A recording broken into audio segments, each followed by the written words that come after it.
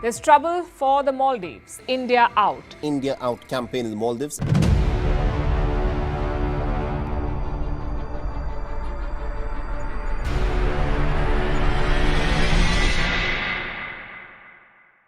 अभी रिसेंटली जो Lakshadweep versus Maldives incident हुआ है, ये आप लोगों को याद होगा ही, जिसमें कि मालदीव के कुछ गवर्नमेंट ऑफिशियल्स ने इंडियन कल्चर और इंडियन प्राइम मिनिस्टर के ऊपर कुछ रेसिस्ट कमेंट किए थे, जिसकी वजह से इंडिया के अंदर एक ह्यूज बाइकॉट मालदीव ट्रेंड शुरू हुआ।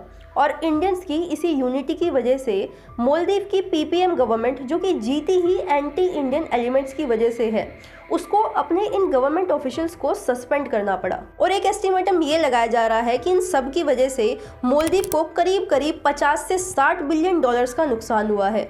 और 7 फ़रवरी को आईएमएफ की तरफ से मालदीव को एक वार्निंग आती है, जिसमें कहा जाता है कि अगर मालदीव अपनी करंट पॉलिसीज़ को चेंज नहीं करता है तो बहुत ही जल्दी मालदीव बैंकरप्ट होने की कगार पर आ जाएगा।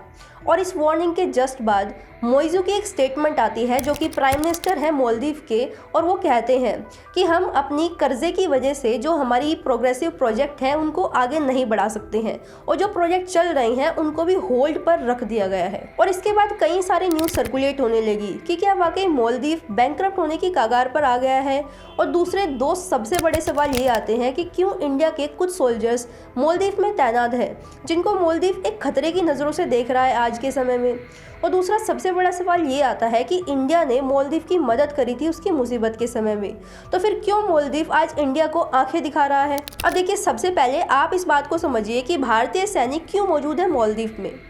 दरअसल ये बात आज की नहीं है, ये बात है 1988 की, और उस वक्त मालदीव के राष्ट्रपति मोमिन अब्दुल गयूब के तख्ता पलट की साजिश चल रही थी।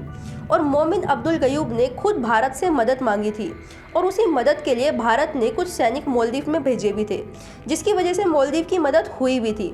और आज की बात करें तो देखिए, आज मालदीव में भारत के सिर्फ 70 सैनिक हैं, और वो भी इसलिए है ताकि मालदीव के लोगों की जो सहायता है वो आराम से की जा सके। और अभी कुछ समय पहले इंडिया ने एक डोनियर विमान और 2 हेलीकॉप्टर मालदीव्स को दिए थे, ताकि अगर आइलैंड पर किसी भी तरह की इमरजेंसी हो तो वहाँ पर लोगों की हेल्प और एविक्यूएशन आराम से किया जा सके।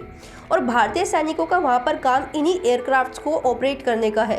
और देखिए, भारतीय सैनिकों ने कई बार वहाँ के सिटीजन्स को रेस्क्यू किया भी है, तो इसलिए इंडिया के कुछ मिलिट्री पर्सोनल्स मालदीव पर प्रेजेंट है। और रही बात वहाँ की गवर्नमेंट की, क्योंकि वहाँ की गवर्नमेंट चाहती है कि इंडिया के ये सोल्जर्स यहाँ से चले जाए, तो देखिए वो इसलिए चाहती है, जो आज मालदीव में प्रेजेंट गवर्नमेंट है उसने इलेक्शन से कुछ समय पहले इंडिया आउट कैंपेन चलाया था वोट हासिल करने के लिए, तो इसीलिए वहाँ की गवर्नमेंट आज इन इंडियन मिलिट्री पर्सोनल्स को वहाँ से निकालना चाहती है। और देखिए, आज के समय में मालदीव की जो जीडीपी है ये 6 बिलियन यूएस डॉलर के अराउंड है, लेकिन मालदीव के ऊपर जो कर्जा यानी कि जो एक्सटर्नल डेट है ये 4 बिलियन यूएस डॉलर के अराउंड है, जिसमें कि 42% सिर्फ चाइना का है।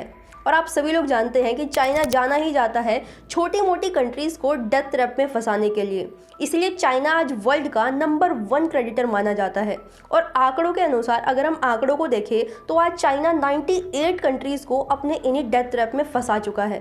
और जो ये छोटी मोटी कंट्रीज़ है ये अपनी कंट्री के अंदर इंफ्रास्ट्रक्चर डेवलपमेंट प्रोग्राम्स को चलाने के लिए चाइना से लोन लेती है, और चाइना इनको लोन देता भी है। लेकिन जब ये कंट्रीज़ पैसा वापस नहीं कर पाती है तो चाइना इन्हीं कंट्रीज़ के ऊपर प्रेशर क्रिएट करना शुरू करता है और अपनी मनमानी करने की कोशिश करता है। और देखिए, कई बार ये भी देखा गया है कि चाइना जिन प्रोजेक्ट्स के लिए इन छोटी मोटी कंट्रीज़ को लोन देता है, फिर बाद में चाइना इन्हीं प्रोजेक्ट्स को लीज पर ले लेता है और अपने फ़ायदे के लिए इस्तेमाल करता है। एग्जाम्पल के तौर पर हम श्रीलंका का इंटरनेशनल हम्बनटोटा पोर्ट देख सकते हैं। लेकिन यहाँ पे अब सवाल ये आता है कि जब वर्ल्ड बैंक ऑर्गेनाइजेशन मौजूद है तो फिर जो ये छोटी मोटी कंट्रीज़ हैं ये इंटरनेशनल साहूकार यानी कि चाइना की तरफ रुख क्यों करती है।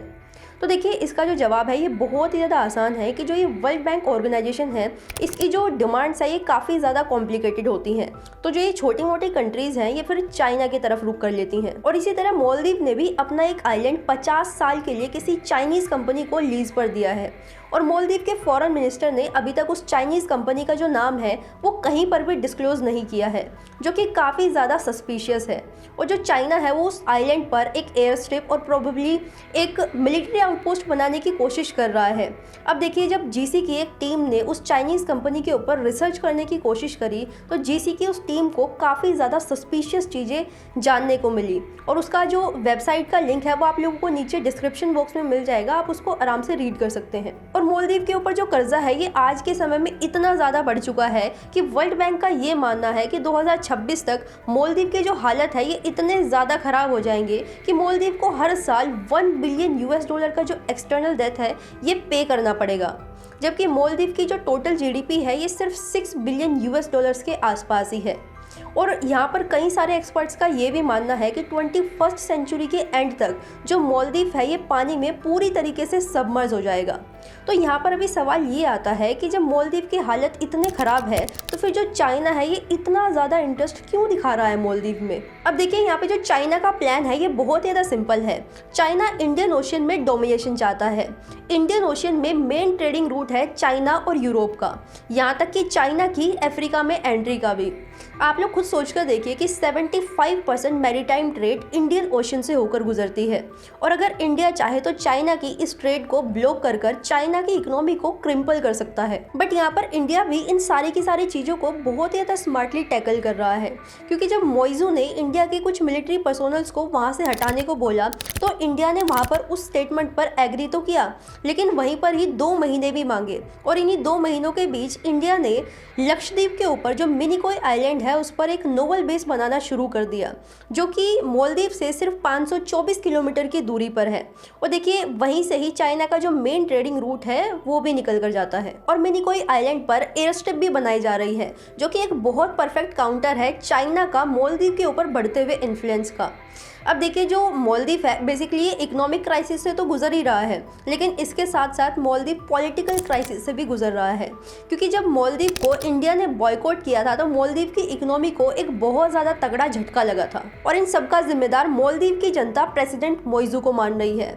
यहाँ तक कि जो मालदीव की मेन ऑपोजिशन पार्टी है उसने मोइजू को रिज़ाइन तक करने को बोला है। और इन सब का इफेक्ट ये देखने को मिला है कि रिसेंटली अभी जो मालदीव में इलेक्शन हुए थे उसमें मोइजू को हार का सामना करना पड़ा।